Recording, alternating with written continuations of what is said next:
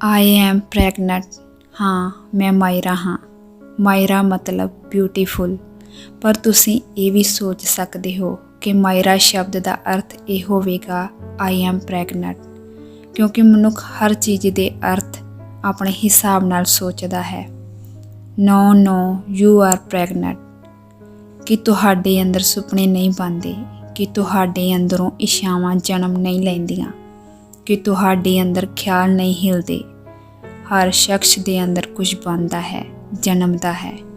Everyone is pregnant. ਮਾਇਰਾ ਇਸੇ ਤਰ੍ਹਾਂ ਦੀਆਂ ਕਵਿਤਾਵਾਂ ਲਿਖਦੀ ਬਹੁਤ ਖੂਬਸੂਰਤ ਕੁੜੀ ਇਸ ਚਿੱਤਰਕਾਰ ਦੇ ਖਿਆਲਾਂ ਦਾ ਹਿੱਸਾ ਹੈ, ਜੋ ਉਸਦੇ ਬਾਰੇ ਰੋਜ਼ ਕੁਝ ਦਿਨਾਂ ਦੇ ਬਾਅਦ ਆਪਣੀ ਡਾਇਰੀ ਵਿੱਚ ਕੁਝ ਨਾ ਕੁਝ ਲਿਖਦਾ ਹੈ ਅਤੇ ਉਸ ਬਾਰੇ ਜੋ ਵੀ ਉਹ ਸੋਚਦਾ ਹੈ ਜਾਂ ਉਸ ਕੁੜੀ ਦਾ ਲਿਖਿਆ ਪੜ੍ਹਦਾ ਹੈ, ਉਸ ਨਾਲ ਕੀਤੀ ਹਰ ਗੱਲਬਾਤ ਸਭ ਕੁਝ ਆਪਣੀ ਡਾਇਰੀ ਵਿੱਚ ਉਤਾਰ ਲੈਂਦਾ ਹੈ।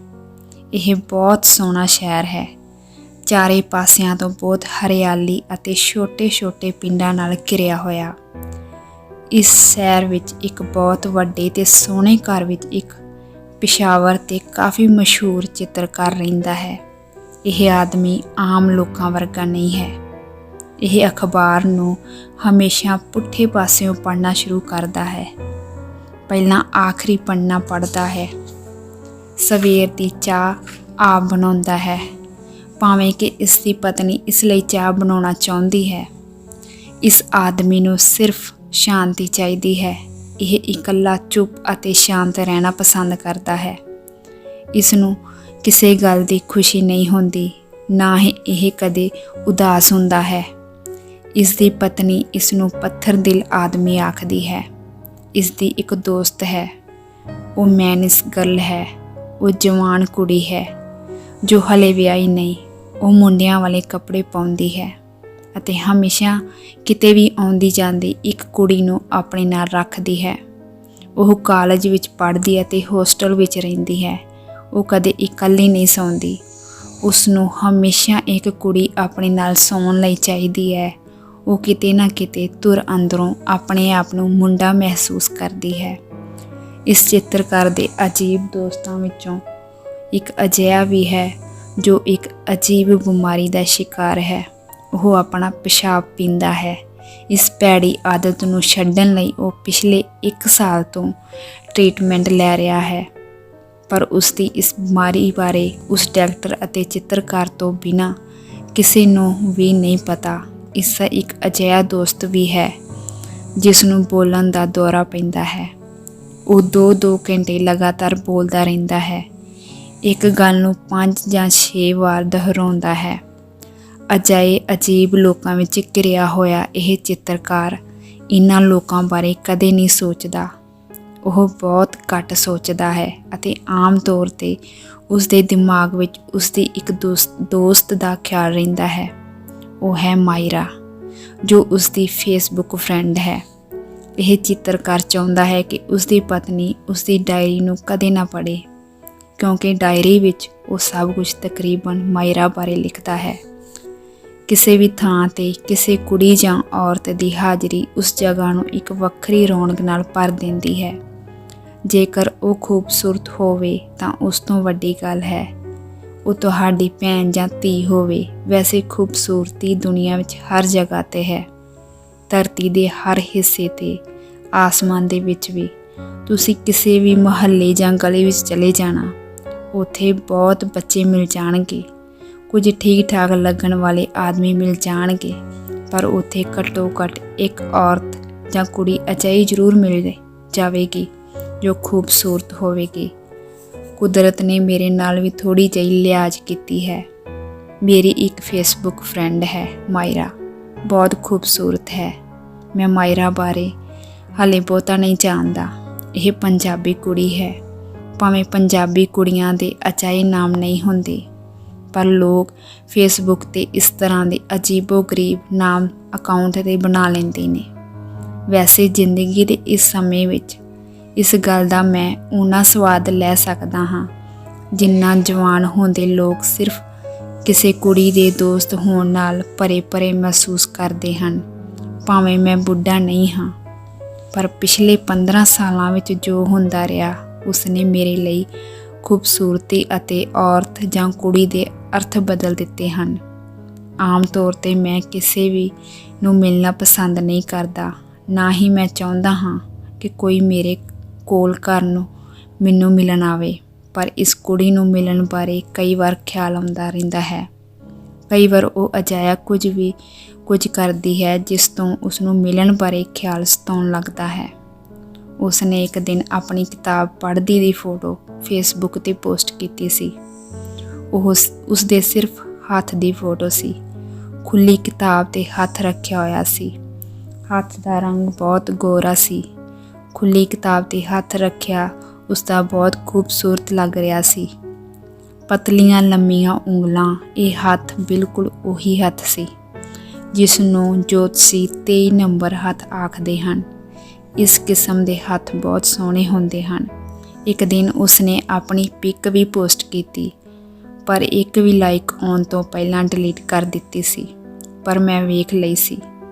ਗੋਰਾ ਰੰਗ, ਤਿੱਖੇ ਨੈਣ ਨਕਸ਼, ਚੌੜਾ ਮੱਥਾ, ਤਿੱਖੀ ਠੋਡੀ, ਲੰਮੀ ਗਰਦਨ, ਸਭ ਮੁਕੰਮਲ। ਮੈਂ ਅਕਸਰ ਉਸਦੀ ਸ਼ਕਲ ਭੁੱਲ ਜਾਂਦਾ ਹਾਂ, ਫਿਰ ਯਾਦ ਕਰਨ ਦੀ ਕੋਸ਼ਿਸ਼ ਕਰਦਾ ਹਾਂ। ਮੈਨੂੰ ਉਸ ਨੂੰ ਮਿਲਣ ਦੀ ਇੱਛਾ ਕਦੇ-ਕਦੇ ਬਹੁਤ ਤੰਗ ਕਰਦੀ ਹੈ। ਇੱਕ ਦਿਨ ਸਾਡੇ ਇੱਕ ਮਿਊਚੁਅਲ ਫਰੈਂਡ ਨੇ ਮੈਨੂੰ ਦੱਸਿਆ ਕਿ ਉਸ ਕੁੜੀ ਨਾਲ ਕਾਫੀ ਪਹਿਲਾਂ ਰੇਪ ਹੋਇਆ ਸੀ। ਕਿਉਂਕਿ ਮੈਂ ਹਰ ਕੁੜੀ ਦਾ ਸਤਿਕਾਰ ਕਰਦਾ ਹਾਂ, ਭੈਣ ਆਖਦਾ ਹਾਂ, ਸਾਡੇ ਫਰੈਂਡ ਨੇ ਹੀ ਮੈਨੂੰ ਕਿਹਾ ਸੀ ਕਿ ਇਸ ਨੂੰ ਭੈਣ ਨਾ ਕਹਿਣਾ। ਇਸ ਗੱਲਬਾਤ ਵਿੱਚ ਹੀ ਮੈਨੂੰ ਉਸ ਨਾਲ ਹੋਏ ਰੇਪ ਬਾਰੇ ਪਤਾ ਲੱਗਿਆ। ਉਸ ਦੇ ਕਹਿਣ ਦਾ ਮਤਲਬ ਸੀ ਕਿ ਇਸ ਕੁੜੀ ਨੂੰ ਇਸ ਕਰਕੇ ਭੈਣ ਨਹੀਂ ਕਿਹਾ ਜਾ ਸਕਦਾ ਕਿਉਂਕਿ ਇਸ ਨਾਲ ਰੇਪ ਹੋਇਆ ਸੀ। ਬਹੁਤ ਲੋਕ ਅਜੀਬ ਗੱਲਾਂ ਕਰਦੇ ਹਨ। ਮੈਨੂੰ ਇਸ ਤਰ੍ਹਾਂ ਲੱਗਿਆ ਕਿ ਜਿਵੇਂ ਉਸਨੇ ਕਿਹਾ ਹੋਵੇ ਕਿ ਕਿਸੇ ਕੁੜੀ ਨੂੰ ਭੈਣ ਕਹਿਣ ਲਈ ਵੀ ਕੋਈ ਟਰਮਜ਼ ਐਂਡ ਕੰਡੀਸ਼ਨ ਹਨ। ਜਿਵੇਂ ਕਹਿ ਸਕਦੇ ਹਾਂ, ਜੋ ਕੁੜੀ ਲੈਕਸ ਸਾਬਣ ਨਾਲ ਨਹਾਉਂਦੀ ਹੋਵੇ, ਸਿਰਫ ਉਸੇ ਨੂੰ ਹੀ ਭੈਣ ਕਿਹਾ ਜਾ ਸਕਦਾ ਹੈ, ਜਾਂ ਅਜਿਹੀਆਂ ਹੀ ਕੁਝ ਸ਼ਰਤਾਂ। ਮੈਂ ਫਿਰ ਤੋਂ ਮਾਇਰਾ ਨੂੰ ਮਿਲਣ ਬਾਰੇ ਸੋਚਣ ਲੱਗਿਆ। ਮੇਰੀ ਸਵੇਰ ਹਰ ਰੋਜ਼ ਫੇਸਬੁੱਕ 'ਤੇ ਮਾਇਰਾ ਦੀ ਪੋਸਟ ਪੜ੍ਹਨ ਨਾਲ ਸ਼ੁਰੂ ਹੁੰਦੀ ਹੈ। ਉਹ ਅਜੀਬ ਤਰ੍ਹਾਂ ਦੀਆਂ ਗੱਲਾਂ ਫੇਸਬੁੱਕ 'ਤੇ ਆਪਣੀ ਟਾਈਮਲਾਈਨ 'ਤੇ ਪੋਸਟ ਕਰਦੀ ਹੈ। ਬੇਬਾਕ ਸ਼ਬਦ, ਜਿਨ੍ਹਾਂ ਵਿੱਚੋਂ ਕਈ ਵਾਰ ਨਿਡਰਤਾ ਝਲਕਦੀ ਹੈ, ਕਈ ਵਾਰ ਡਰ ਜਾਂ ਬੇਸ਼ਰਮੀ। ਜਿਸ ਦਿਨ ਉਹ ਕੋਈ ਪੋਸਟ ਨਹੀਂ ਕਰਦੀ, ਮੇਰੇ ਮਨ ਵਿੱਚ ਇੱਕ ਲਾਈਨ ਆਉਂਦੀ ਹੈ, ਅੱਜ ਫੇਸਬੁੱਕ 'ਤੇ ਚੰਦ ਨਹੀਂ ਚੜ੍ਹਿਆ। ਉਹ ਆਪਣੇ ਸ਼ਬਦ ਪੋਸਟ ਕਰਨ ਲੱਗੀ ਲਿਖਦੀ ਹੈ, thought of the day, lines of the day, truth of the day, blood of the times, naked truth ਅਤੇ ਹੋਰ ਅਜਿਹਾ ਕੁਝ ਜੋ ਕਈ ਵਾਰ ਅਜੀਬ ਲੱਗਦਾ ਹੈ। ਕੱਲ੍ਹ ਉਸਨੇ ਪੋਇਮ ਪੋਸਟ ਕੀਤੀ, ਕਮ ਆਨ, ਆ ਜਾਓ, ਆਓ ਮੇਰੇ ਕੋਲ। ਮੈਂ ਕੱਪੜੇ ਉਤਾਰ ਦਿੱਤੇ ਹਨ, ਪੂਰੇ ਦੇ ਪੂਰੇ, ਬਿਲਕੁਲ ਸਾਰੇ। ਮੇਰੇ ਸਰੀਰ 'ਤੇ ਕਵਿਤਾ ਲਿਖੋ, ਆਪਣਾ ਕਾਨੂੰਨ ਲਿਖੋ। ਤੁਹਾਨੂੰ ਨਹੀਂ ਪਤਾ, ਜਿਹੜੇ ਸ਼ਬਦ ਪਹਿਲਾਂ ਕਿਸੇ ਬੇਦੋਸ਼ੇ ਦੇ ਲਹੂ ਨਾਲ ਕਿਤੇ ਵੀ ਲਿਖੇ ਜਾਂਦੇ ਹਨ, ਉਹ ਕਾਲੇ ਅੱਖਰਾਂ ਵਿੱਚ ਕਾਨੂੰਨ ਬਣਦੇ ਹਨ। ਤੁਸੀਂ ਕਲਮਾਂ ਲੈ ਕੇ ਆਉਣਾ, ਸਿਆਹੀ ਦੀ ਜ਼ਰੂਰਤ ਨਹੀਂ, ਬਸ ਕਲਮਾਂ ਤਿੱਖੀਆਂ ਹੋਣ, ਬਹੁਤ ਤਿੱਖੀਆਂ, ਅਤੇ ਤੁਸੀਂ ਲਿਖਦੇ ਜਾਣਾ। ਜਦੋਂ ਮੇਰੇ ਪਿੰਡੇ ਵਿੱਚ ਕਲਮ ਖੁੱਭੇਗੀ, ਮੇਰਾ ਸਿੰਮਦਾ ਹੋਇਆ ਲਹੂ ਤੁਹਾਡੇ ਸ਼ਬਦਾਂ ਨੂੰ ਆਕਾਰ ਦੇਵੇਗਾ। ਆ ਜਾਓ, ਮੈਂ ਖੜੀ ਹਾਂ, ਮਾਇਰਾ। ਉਸ ਦੀਆਂ ਇਸ ਤਰ੍ਹਾਂ ਦੀਆਂ ਕਵਿਤਾਵਾਂ ਮੈਨੂੰ ਹਮੇਸ਼ਾ ਬਹੁਤ ਸਵਾਲਾਂ ਨਾਲ ਭਰ ਦਿੰਦੀਆਂ ਹਨ। ਵੈਸੇ ਮੇਰਾ ਉਸ ਨਾਲ ਕੋਈ ਸਬੰਧ ਨਹੀਂ, ਪਰ ਕਿਸੇ ਬਾਰੇ ਸੋਚਣ ਲਈ ਇੰਨਾ ਹੀ ਕਾਫੀ ਹੁੰਦਾ ਹੈ ਕਿ ਉਹ ਕੁੜੀ ਹੋਵੇ, ਤੁਹਾਡੀ ਦੋਸਤ ਹੋਵੇ, ਅਤੇ ਫਿਰ ਸੋਹਣੀ ਵੀ ਹੋਵੇ। ਮੈਂ ਹਮੇਸ਼ਾ ਇਸ ਤਾਂਘ ਵਿੱਚ ਰਹਿੰਦਾ ਹਾਂ ਕਿ ਉਸ ਨਾਲ ਕਿਸੇ ਬਹਾਨੇ ਗੱਲਾਂ ਕਰਾਂ, ਪਰ ਕਿੱਥੋਂ ਸ਼ੁਰੂ ਹੋਵੇ ਇਹ ਪਤਾ ਨਹੀਂ ਲੱਗਦਾ। ਇੱਕ ਦਿਨ ਉਸ ਦਾ ਮੈਸੇਜ ਆਇਆ। ਉਸ ਨਾਲ ਗੱਲਬਾਤ ਕਰਨ ਲਈ ਮੇਰੇ ਲਈ ਇਹ ਵਧੀਆ ਮੌਕਾ ਸੀ। ਉਸਨੇ ਲਿਖਿਆ, ਤੁਸੀਂ ਸਾਹਿਤਕਾਰ ਵੀ ਹੋ? ਮੈਂ ਕਿਹਾ ਨਹੀਂ। ਉਸਨੇ ਜਵਾਬ ਦਿੱਤਾ, ਚੰਗੀ ਗੱਲ ਹੈ। ਮੈਂ ਇਹੋ ਚਾਹੁੰਦੀ ਸੀ ਕਿ ਮੈਂ ਕਿਸੇ ਮਨੁੱਖ ਨਾਲ ਗੱਲ ਕਰਾਂ। ਮੈਂ ਉਸ ਨੂੰ ਕਿਹਾ, ਤੁਸੀਂ ਤਾਂ ਆਪ ਸਾਹਿਤਕਾਰ ਹੋ, ਤੁਸੀਂ ਕਵਿਤਾ ਲਿਖਦੇ ਹੋ। ਉਸਨੇ ਕਿਹਾ, ਮੈਨੂੰ ਦੁਬਾਰਾ ਕਦੇ ਸਾਹਿਤਕਾਰ ਜਾਂ ਲੇਖਕ ਕਵੀ ਸ਼ਬਦ ਨਾਲ ਸੰਬੰਧਿਤ ਨਾ ਕਰਨਾ, ਮੈਨੂੰ ਬੁਰਾ ਲੱਗਦਾ ਹੈ। ਮੈਂ ਕਿਹਾ, ਤੁਸੀਂ ਫਿਰ ਕਵਿਤਾ ਕਿਉਂ ਲਿਖਦੇ ਹੋ? ਉਸਨੇ ਕਿਹਾ, ਮੈਂ ਸਿਰਫ ਲਿਖਦੀ ਹਾਂ। ਜੇ ਤੁਸੀਂ ਇਸ ਨੂੰ ਕਵਿਤਾ ਮੰਨਦੇ ਹੋ ਤਾਂ ਮੈਂ ਕਰ ਸਕਦੀ ਹਾਂ। ਮੈਂ ਆਪਣੀ ਗੱਲ ਸਹੀ ਸਾਬਤ ਕਰਨਾ ਚਾਹੁੰਦੀ ਸੀ। ਮੈਂ ਕਿਹਾ ਕਿ ਸਾਹਿਤਕਾਰ ਤਾਂ ਮਹਾਨ ਲੋਕ ਹੁੰਦੇ ਹਨ। ਉਹ ਕਹਿੰਦੀ, ਹੁੰਦੇ ਹੋਣਗੇ, ਪਰ ਤੁਹਾਨੂੰ ਇਹ ਨਹੀਂ ਪਤਾ ਸ਼ਾਇਦ ਕਿ ਬਹੁਤੇ ਮਹਾਨ ਲੋਕ ਆਪਣੀ ਮਹਾਨਤਾ ਵਿੱਚ ਡੁੱਬ ਕੇ ਮਰ ਜਾਂਦੇ ਹਨ। ਮਾਇਰਾ ਆਮ ਤੌਰ 'ਤੇ ਭੇਜੇ ਗਏ ਮੈਸੇਜ ਦਾ ਜਵਾਬ ਨਹੀਂ ਦਿੰਦੀ। ਉਹ ਬਸ ਮੈਸੇਜ ਪੜ੍ਹ ਲੈਂਦੀ ਹੈ। ਇਹ ਜ਼ਰੂਰ ਮੈਸੇਜ ਭੇਜਣ ਵਾਲਿਆਂ ਨੂੰ ਬੁਰਾ ਲੱਗਦਾ ਹੋਵੇਗਾ। ਉਹ ਇਹਨਾਂ ਸਭ ਗੱਲਾਂ ਦੇ ਜਵਾਬ ਅਗਲੇ ਦਿਨ ਆਪਣੀ ਫੇਸਬੁੱਕ ਟਾਈਮਲਾਈਨ 'ਤੇ ਕਿਸੇ ਕਵਿਤਾ ਜਾਂ ਕਹਾਣੀ ਦੇ ਰੂਪ ਵਿੱਚ ਪੋਸਟ ਕਰਦੀ ਹੈ। ਪਰ ਕੱਲ੍ਹ ਉਸਨੇ ਮੇਰੇ ਮੈਸੇਜ ਦਾ ਜਵਾਬ ਦੇ ਦਿੱਤਾ, ਜਿਸ ਜਵਾਬ ਨੂੰ ਪੜ੍ਹ ਕੇ ਮੈਂ ਨਿਰਉੱਤਰ ਹੋ ਗਿਆ।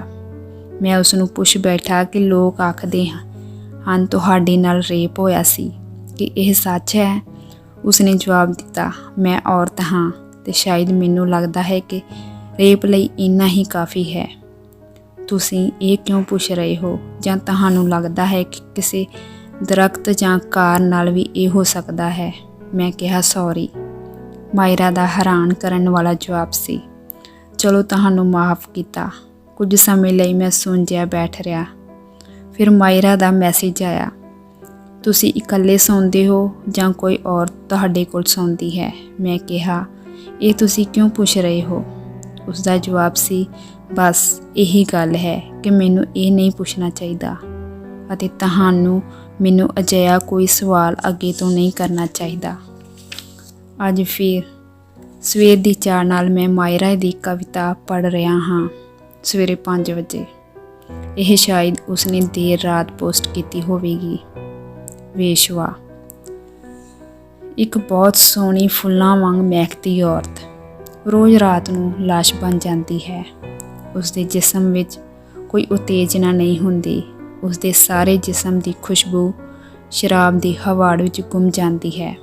ਬਹੁਤ ਸਮੇਂ ਬਾਅਦ ਸੁਹੱਪਣ ਨਹੀਂ ਰਹੇਗਾ। ਇੱਕ ਅੱਧ ਨੰਗੀ ਬੁੱਢੀ ਆਪਣੀਆਂ ਜੰਡੋਰੀਆਂ ਖੋੜਦੀ ਹੋਈ ਸੜਕਾਂ 'ਤੇ ਭੀਖ ਮੰਗਿਆ ਕਰੇਗੀ। ਉਸਦੇ ਲਈ ਆਦਮੀ ਦੀ ਅਰਥ ਉਹੀ ਹਨ ਜੋ ਆਮ ਤੌਰ 'ਤੇ ਘਰਾਂ ਵਿੱਚ ਹੋਇਆ ਕਰਦੇ ਹਨ। ਮਾਇਰਾ। ਬਿਲਕੁਲ ਸਵੇਰੇ ਸਵੇਰੇ ਇਹ ਕਵਿਤਾ ਪੜ੍ਹਦਿਆਂ ਮੇਰੇ ਮਨ 'ਚ ਅਜੀਬ ਖਿਆਲ ਆ ਰਹੇ ਸਨ। ਮੇਰੇ ਤੋਂ ਕਵਿਤਾ ਲਈ ਇਹ ਕਮੈਂਟ ਲਿਖਿਆ ਗਿਆ, ਹੁਣ ਜਦੋਂ ਕਿ ਸਵੇਰੇ ਸਾਡੇ ਲੋਕਾਂ ਲਈ ਪਰਮਾਤਮਾ ਦਾ ਨਾਮ ਲੈਣ ਦਾ ਸਮਾਂ ਹੈ।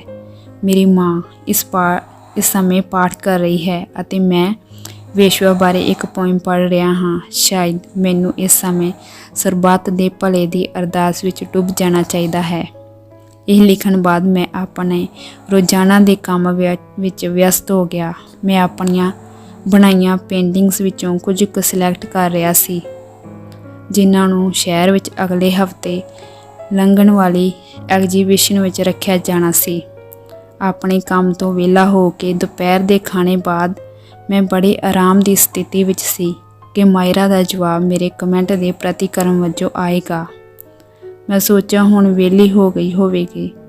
ਹੁਣ ਉਸਨੇ ਸੋਚਿਆ ਹੋਵੇਗਾ ਇਸ ਚਿੱਤਰਕਾਰ ਨੂੰ ਲੈਕਚਰ ਦਿੱਤਾ ਜਾਵੇ। ਉਸਨੇ ਕਾਫੀ ਲੰਮਾ ਕਮੈਂਟ ਲਿਖਿਆ। ਅਗਲਾ ਨਾਵਲ ਅਗਲੇ ਭਾਗ ਵਿੱਚ, ਸੈਕਿੰਡ ਭਾਗ ਵਿੱਚ।